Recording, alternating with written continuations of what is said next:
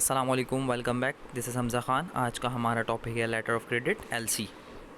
देखते हैं कि एलसी की डेफिनेशन क्या है। A letter of credit, also known as a credit letter, is a document from a bank or other financial institution guaranteeing that a specific payment will be made in a business transaction.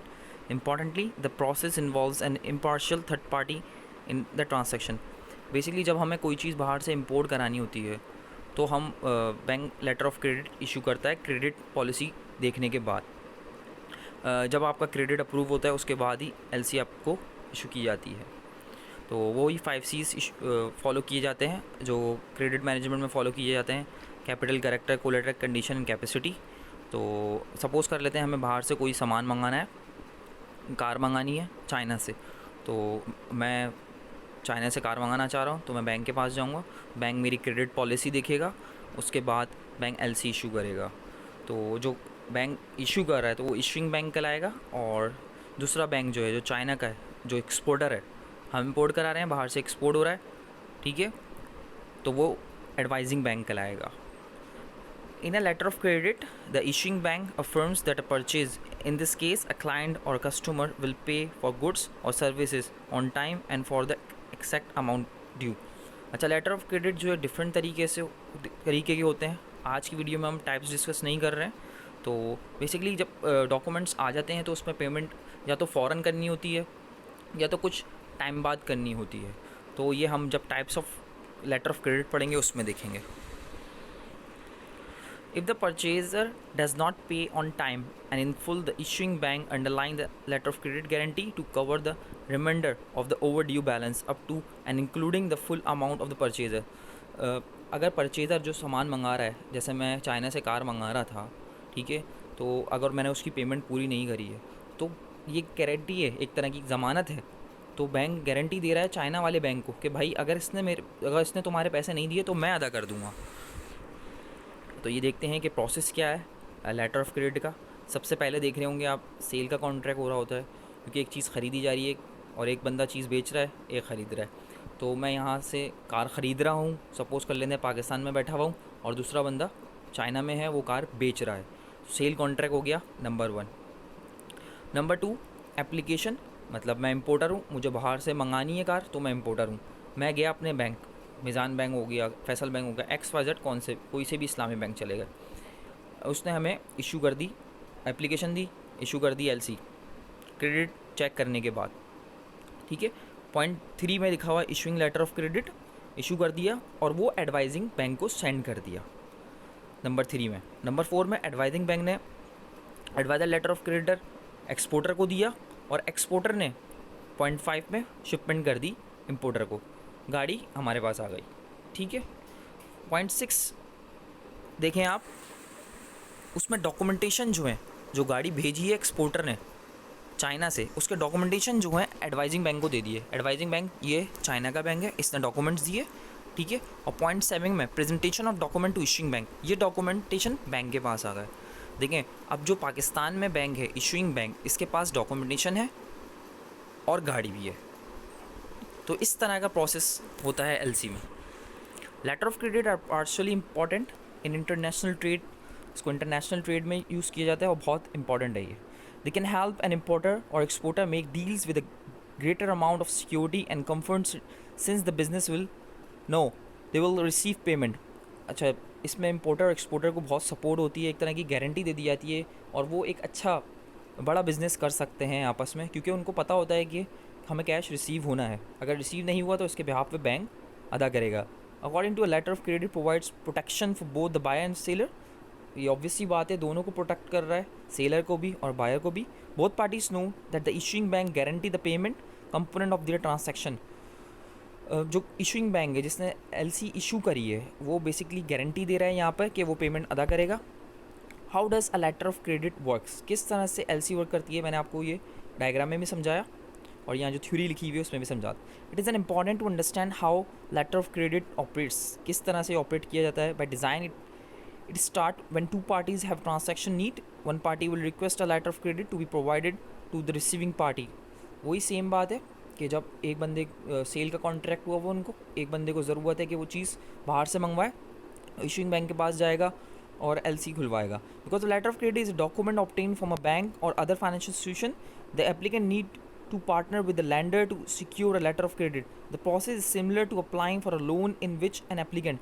अच्छा, ये same process होता है जैसे आप loan के लिए apply करते हैं, पर्सनल लोन हो गया या कार फाइनेंसिंग हो गया, तो इस तरह का ये LC भी है. एक ये क्रेडिट रेटिंग आपकी पॉलिसी देखी जाती है, वही पूरा तरीका है. अगर आप 5 Cs को फॉलो कर रहे हो, मतलब पूरे उतर रहे होते हैं, तो आपको क्रेडिट अप्रूव कर दिया जाता है, अदरवाइज़ अप्रूव नहीं किया जाता. अच्छा, LC के जो चार्जेस लिए जाते हैं, ज़मानत के चार्जेस लेना इस्लामी बैंक के लिए शरीय एतबार से जायज़ नहीं है. क्यों जायज़ नहीं है? क्योंकि ज़मानत के चार्जेस लेने से मना किया गया है. एक गारंटी दे रहे हैं आप, गारंटी के चार्जेस नहीं ले सकते. हाँ, अलबत्ता सर्विसेज के चार्जेस ले सकते हैं. जो क्रेडिट असेसमेंट हुआ, आपने उसके चेक किए, प्रोफाइल देखी पूरी, तो उसके भी चार्जेस लिए जा सकते हैं. Prepare and submit application. This usually includes the purchase contract, a copy of purchase order to export contract, and a few other documents depending on the issuing bank. Again, like a loan, the applicant waits for approval. उस आपके लिए आपको approve होने के लिए wait करना पड़ता है. जब LC इशू हो रही होती है, वो जिस तरह से आपको लोन अप्रूव हो रहा होता है, उसके लिए वेट करना पड़ता है. और कुछ डॉक्यूमेंटेशन होते हैं जो इशूइंग बैंक LC इशू करता है, वो सेंड करता है एडवाइजिंग बैंक को. चाइना से डॉक्यूमेंटेशन आ जाते हैं, तो इसमें डॉक्यूमेंटेशन इंपॉर्टेंट है. When to use a letter of credit, कब LC यूज़ की जा सकती है? Letter of credit could be useful and applicable in several situation, but some are more common than others. How does letter of credit work in this situation? A common scenario would be a business working with a company abroad in international trade deal. यहाँ एक scenario बताया गया है कि भाई कब हम letter of credit को यूज़ कर सकते हैं. एक इंटरनेशनल डील के बारे में बताया कि कंपनी एक अब्रॉड इंटरनेशनल ट्रेड डील है. फॉर एग्जाम्पल से say an exporter, the seller in the United States want to work with an importer to buy overseas. यहाँ एक यूनाइटेड स्टेट्स का सेलर है जो काम करना चाह रहा है एक इम्पोर्टर के साथ. Two company decide to work together and agree on terms on transaction including price, timeline and delivery date. अच्छा, यहाँ इनके दरमियान सारी बात हो गई है कि भाई हम इस तारीख को डिलीवरी करेंगे और प्राइस ये हैं, सारी चीज़ें डिस्कस कर ली गई हैं. The seller request a letter of credit from the buyer to ensure that the transaction will be completed in full. Seller जो है, जो सेल कर रहा है अपनी चीज़ को, उसने बायर को कहा है कि भाई मुझे तुम यकीन दिलाओ कि तुम मुझे पेमेंट करोगे. The buyer obtain the letter of credit can help put the seller at ease in the deal, specially with they have never work with the buyer before.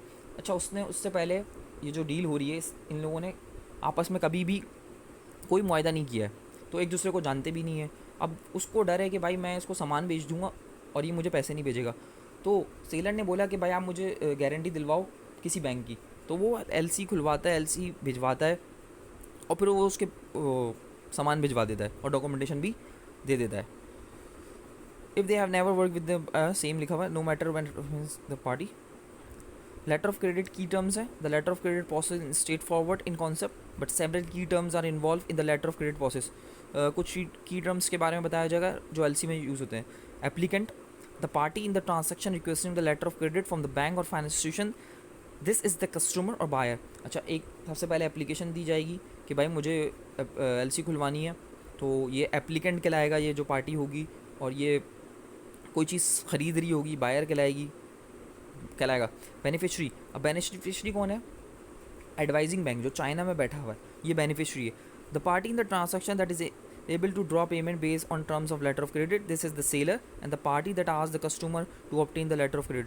ये बेसिकली सेलर है, जो मैंने आपको एग्जांपल दी थी कि China से car मंगा रहे हैं हम लोग, ठीक है, वो बेच रहा है, उसको अब ज़मानत चाहिए कि भाई मुझे मेरे पैसे मिल जाएंगे, तो ये बेनिफिशरी कहलाता है.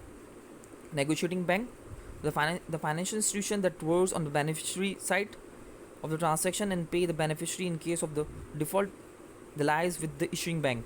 अच्छा, नेगोशिएटिंग बैंक इसको कहते हैं, एडवाइजिंग बैंक को नेगोशिएटिंग बैंक भी कहते हैं.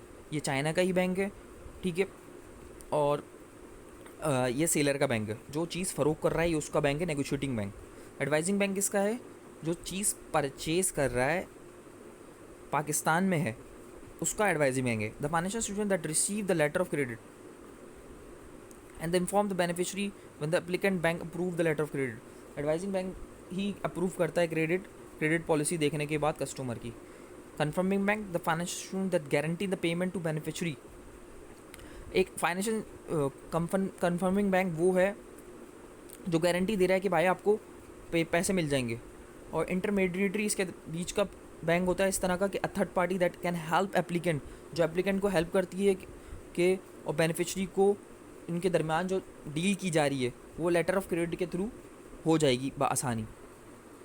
उम्मीद है कि आपको मेरी वीडियो पसंद आई होगी, और अगर अभी तक आपने मेरा चैनल सब्सक्राइब नहीं किया तो सब्सक्राइब करें और बेल आइकन पर क्लिक कर दें ताकि आपको मेरी नई आने वाली वीडियोस मिलते रहें। Thank you so much.